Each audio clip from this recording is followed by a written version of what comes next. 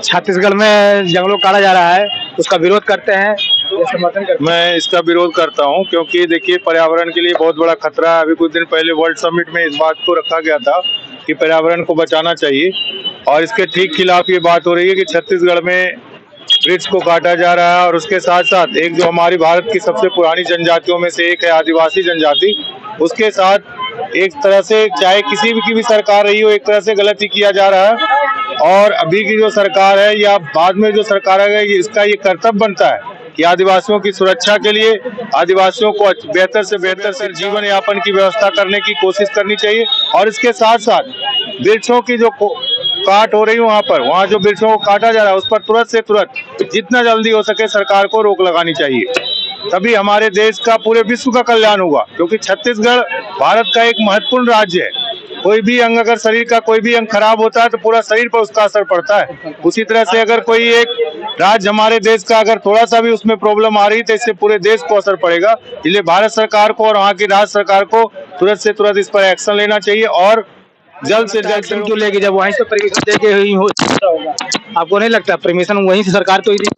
हाँ, तो पर दिसंबर को हाँ बीजेपी की सरकार आई है अभी। अच्छा। और उस 22 दिसंबर और आज फरवरी में के बीच में 55,000 पेड़ों की तुरंत रातों रात परमिशन दे के कटवा दिए। कितना भी हुआ? अभी 2 महीना भी नहीं। इसीलिए आई थी सरकार, क्योंकि उन्होंने वादा किया था कि हम आदिवासियों की डिमांड को पूरा करेंगे, जंगल नहीं काटेंगे। अच्छा, तो ये तो सरकार के द्वारा बहुत ही बड़ी नाइंसाफी है, ये वादा खिलाफी है। जिस जनता को आप इस उद्देश्य के द्वारा आपने वोट प्राप्त किया कि हम वृक्षों का बचाव करेंगे और आप उसको काट रहे हैं, तो इसका मतलब है कि आप जनता की कोई इज्जत नहीं करते। तो इसके लिए न सिर्फ छत्तीसगढ़ के लोगों को बल्कि पूरे भारत के लोगों को इसके लिए आवाज उठानी चाहिए और भारत सरकार के खिलाफ जितना ज्यादा से ज्यादा लोग हो सके एक तादाद में खड़ा होकर के इस बात का विरोध करना चाहिए, क्योंकि वृक्ष हमारी आत्मा है। अगर वृक्ष नहीं है तो इंसान रह ही नहीं सकता। इस बात को सरकार को भी समझना होगा और जनता को इसके लिए मैदान में आना पड़ेगा। हम लोग इसलिए आए हैं कि हमारा उद्देश्य है, नाम मेरा सुरेशन पांडे है, मैं महासंघ भारत पार्टी का राष्ट्रीय अध्यक्ष भी हूँ। मैं इसलिए ये कार्यक्रम हम लोग आयोजित किए हैं। हमारी एक मौन पैदल यात्रा टाइप की चल रही है।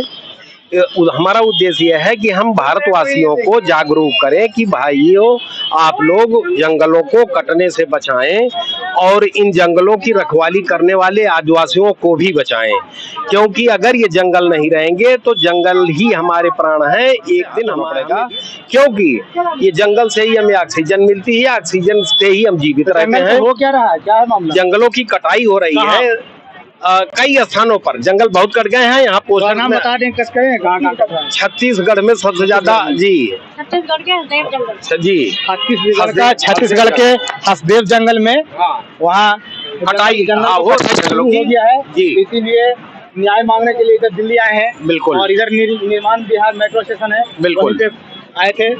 और विशेष रूप से आदिवासियों की रक्षा के लिए भी हम लोग कि उनका उत्पीड़न न हो, इसलिए भी एक जन जागरण यात्रा आयोजित कर रहे हैं कि ये जो आदिवासी हमारे देश की सुरक्षा के लिए, हमारे स्वतंत्रता संग्राम में भी इनका बहुत बेजोड़ रोल रहा है। लिहाजा इनका संरक्षण करना, इनका ये हमारा कर्तव्य है। इनका उत्पीड़न ना हो, इसलिए हम लोग कहना ये है। क्या नाम है आपका? मेरा मुकेश सहरावत है जी। कहाँ से आए हैं? हरियाणा से। हरियाणा से। हाँ जी। तो आप क्या करने आए हैं? हम इसलिए आए हैं जी कि जो छत्तीसगढ़ में जंगल काटे जा रहे हैं उनको 10 साल हो गए, कई लाखों पेड़ों की वहाँ पर अभी तक बलि दे दी गई है।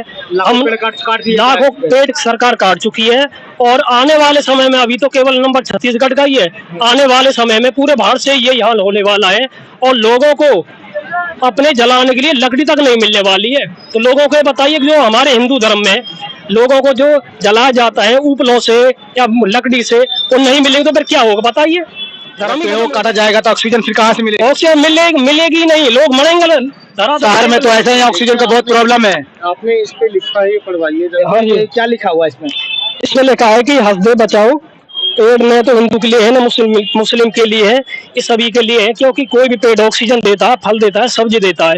वो ना हिंदू देखता, ना मुस्लिम देखता, ना सिख देखता, वो सभी के लिए अच्छा होता है। कोई भेदभाव नहीं करता। हाँ जी, कोई भेदभाव नहीं होता उसमें। तो काका बताइए, आप क्या नाम है आपका? अशोक शर्मा। अशोक, कहाँ से आए? बनारस वर्तमान या पिछले 76 सालों से जो भी सरकारें हमारे देश में चल रही हैं, सबकी नीति और नियति दोनों में जो है कुछ न कुछ गड़बड़ी है। क्योंकि जंगल काटते हैं ये मनमानी ढंग से, लेकिन आप अगर कोई पेड़ लगा लिए या जरूरत बस आप काटने जाओगे तो इनको कहना रहता है कि पहले फॉरेस्ट से ऑर्डर लो, परमिशन लो, फिर पुलिस से परमिशन लो, तभी काटोगे, नहीं तो नहीं। और परमिशन लेने भी जाओगे तो पूरे पेड़ की कीमत तो आपको परमिशन लेने में ही देना पड़ जाएगा। तो इनकी नीति को समझ में नहीं आता देश की जनता को, हमको, कि आखिर हमने लगाया वो हमको नहीं काटना है, लेकिन जो परमात्मा ने जंगल के रूप में देश भर में करोड़ों हेक्टेयर जो है पेड़ जंगल लगाए हुए हैं, उसको बेहिसाब काटते हैं। उसके लिए किसी भी जनता से नहीं पूछते हैं, कोई रोक टोक नहीं है।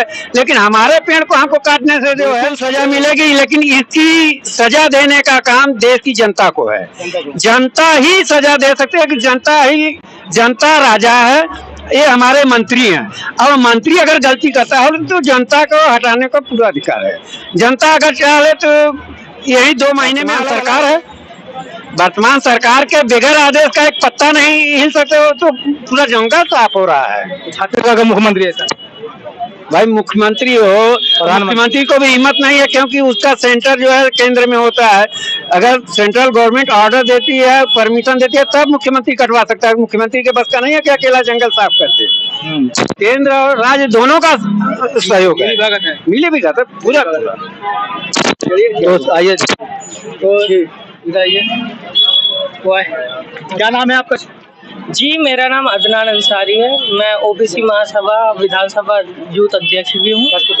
और मैं यहाँ पे जो अभी यहाँ इस जगह मौजूद हूँ, मैं हसदेव को मैंने देखा कि किस प्रकार से हमारे देश में राजस्थान जैसे क्षेत्र में पेड़ पौधे उगाने के लिए स्कीमें लाई जाती हैं। उनको उगाने के लिए किस प्रकार से नई नई योजनाएं बनाई जाती हैं। जो बंजर जगह है वहाँ उगाने के लिए इन्होंने इतने प्रयास किए, पर जो उगी हुई जगह है, जो वन्य क्षेत्र है हसदेव, जो हमारी कर्म भूमि जन्म भूमि मान सकते हैं उसे, उसको उजाड़ने का इनको किसने अधिकार दिया? मैं वर्तमान सरकार से यही अपील करूंगा, चाहे वो केंद्र सरकार हो या राज्य सरकार, मैं यही अपील करूंगा, वन बचाओ। जिस प्रकार से जल ही जीवन है, उस प्रकार से वन ही जीवन है।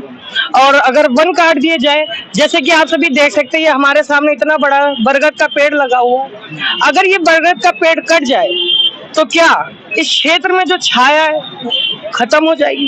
क्या इस क्षेत्र को छाया मिल पाएगी? नहीं मिल पाएगी। उसी प्रकार से जब हजारों लाखों करोड़ों जब पेड़ काट दिए जाते हैं, तो जो ऊपर से जो छाया है वो हटा दी जाती है। मैंने देखा वीडियो में, मैं वहां जा तो नहीं पाया, पर मैंने वीडियो में देखा किस प्रकार से वहां जंगली जानवर जैसे हाथी, शेर वगैरह वगैरह कैसे रो रहे हैं, कैसे उसको बचाने के लिए रो रहे हैं, बिलक रहे हैं कि हमारे घर को मत उजाड़ो, पर सरकार सुनने को तैयार रहा है। वो सुनेगी भी कैसे? अलग अलग स्टेट के लोग अलग अलग जिलों से यहाँ पे दिल्ली निर्माण बिहार के पास यहाँ जन आंदोलन किए हैं, अलग समर्थन जुटाने के लिए कि जो जंगल को काटा जा रहा है वो जंगल को ना काटे सरकार। और सरकार से यही अपील की मांग किए हैं। और ऐसे ही वीडियो बनने के लिए चैनल को सब्सक्राइब लाइक जरूर करें। तब तक के लिए जय हिंद, जय भारत।